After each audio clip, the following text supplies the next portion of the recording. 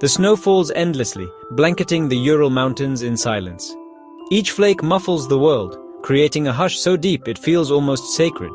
The wind howls, but beneath it, there is a stillness that presses in from all sides, as if the mountain itself is holding its breath. Here, in northern Russia, the world is reduced to wind and ice. The landscape stretches endlessly, a frozen wilderness where time seems to stand still, and the only movement is the swirling snow. On the slope of Kolatshyakl, Dead Mountain, a single tent stands against the blizzard. Its thin walls are the only barrier between life and the unforgiving cold, a fragile refuge in a vast indifferent expanse. But something is wrong, terribly wrong.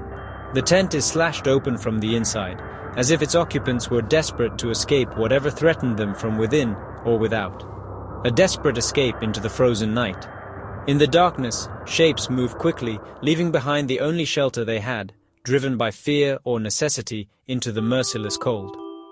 What could drive experienced hikers to abandon shelter and provisions, fleeing into sub-zero darkness?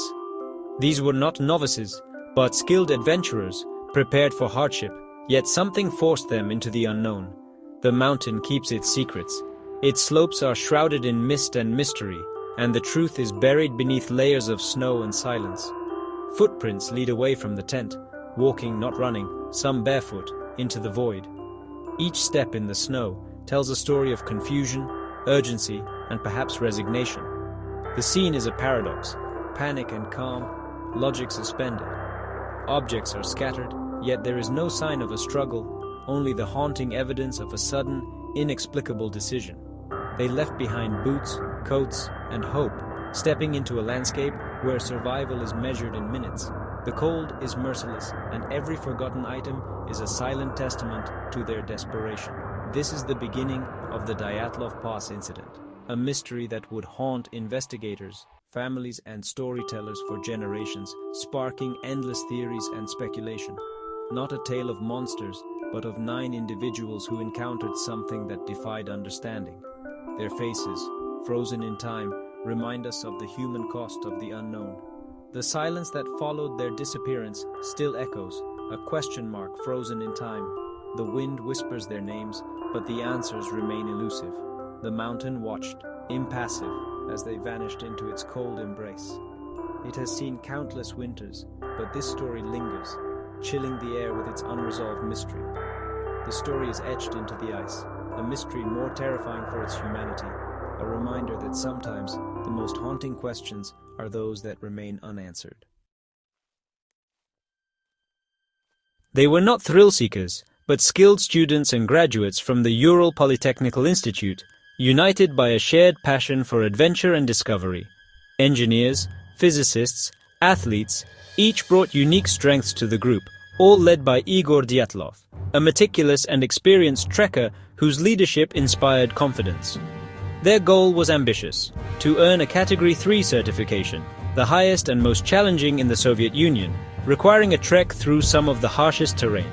The group included Zinaida Kolmogorova, Lyudmila Dubinina, Rustem Slobodin, Georgy Krivonishenko, Yuri Doroshenko, Alexander Kolevatov, Nicolas Thibault Brignolel, and Semyon Zolotaryov, a WWD veteran who joined at the last minute, bringing invaluable experience. Their preparations were thorough: journals, photographs, careful planning, and detailed route maps. Every detail was considered, from food rations to emergency protocols. Images show smiling faces, friends united by purpose and skill, their camaraderie evident in every candid photograph. They had proper equipment, mapped routes, and confidence born of experience. Their gear was state-of-the-art for the time, and their spirits were high. 10 set out, but Yuri Yudin turned back early due to illness, an act that, though disappointing, ultimately saved his life. He said goodbye, unaware he'd be the only survivor, his friends urging him to take care as he disappeared into the snowy distance. His departure marked the last moment of normalcy, a quiet turning point before the unknown. The remaining 9 skied onward, into the heart of the mountains, and into legend, unaware of the fate that awaited them. Their journey was a testament to discipline and camaraderie, each step forward a display of teamwork and trust. They believed they could overcome anything, their determination shining through even as the weather worsened. But the mountains had other plans, and the true test of their resolve was yet to come. The journey was grueling, but the group pressed on. Diaries recovered later reveal optimism, despite deep snow and biting winds. They built supply caches, planning for their return. On January 31st, they reached the highlands, preparing for the toughest climb. Spirits were high. They even created a satirical newspaper, the Evening Otterton. On February 1st, a worsening storm forced them off course onto the exposed slope of Kolatsiako. It was a risky place to camp, open to the wind, but they pitched their tent as night fell. The last photos show them working together, no sign of fear. They were experts, making a home in the wilderness. This was their final act of normalcy. Inside that tent, something would soon drive them into the night. The ordinary became extraordinary in a single, fateful evening. Night fell quickly in the Urals. Inside the tent, the hikers settled in, sharing a simple meal and preparing for sleep. The wind howled outside, but for them it was routine. Their journals suggest a calm, orderly evening, no sign of conflict. Then, something changed. The tent was sliced open from within. They fled without boots or coats into -30 degrees. The force that drove them out remains the heart of the mystery. Avalanche? The evidence doesn't fit. Human attacker. No tracks but their own. Whatever it was, it made 9 rational people abandon all logic and survival instinct. They chose the blizzard over whatever haunted their camp. Into the night, they vanished, leaving everything behind. The footprints told a chilling story. Orderly, not panicked, some barefoot, some in socks. Each step pressed into the snow, a silent record of fear and confusion, hinting at a sudden, inexplicable flight from safety. They moved toward the forest, a mile from the tent, leaving behind the only shelter they had in the unforgiving wilderness. The cold was immediate and brutal. Frostbite and hypothermia set in within minutes. The wind howled, biting through layers, turning exposed skin numb and blue. The group split up as they descended, some clinging together, others straying apart, driven by panic or hope for rescue. The first 2 bodies, Doroshenko and Krivonishenko, were found under a cedar tree, dressed only in underwear, beside a small fire. Their final moments spent desperately trying to survive the night. Broken branches suggested a desperate climb, perhaps to spot the tent, or a threat lurking in the darkness, or to gather firewood in a last attempt to keep warm.